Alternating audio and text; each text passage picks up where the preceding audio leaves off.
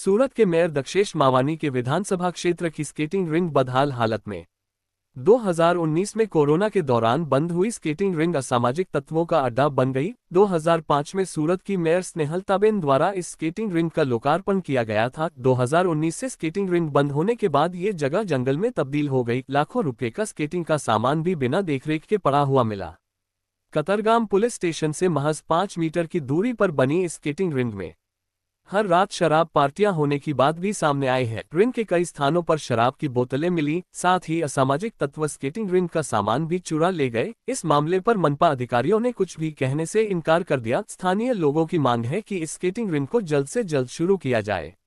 लोगों को समझ नहीं आ रहा कि मनपा के शासकों को इस स्केटिंग रिंग को शुरू करने में दिलचस्पी क्यों नहीं है। મારું નામ સુરેશભાઈ સુહાગિયા, પૂર્વ સભ્ય નગર પ્રાથમિક શિક્ષણ સમિતિ કોંગ્રેસ।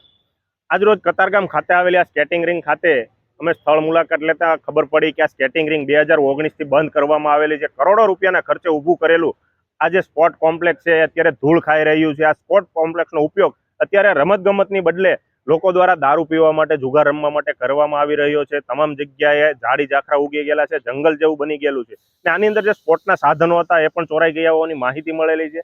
અહીંના કતારગામ ઝોનના કાર્યપાલક ઇજનેર કામિનીબેન દોશીને વારંવાર ટેલિફોનિક સંપર્ક કરવાની કોશિશ કરી પણ એના દ્વારા ફોન રિસીવ કરવામાં નથી આવતો। એટલે કામિનીબેન જે આ વિસ્તારના કાર્યપાલક છે, આ વિસ્તારની જવાબદારી એનામાં આવે છે, પણ જો પ્રજાના ફોન જ રિસીવ નથી કરતા તો એ પણ કઈ જગ્યા પર બેઠા છે એને પણ વિચારવું જોઈએ।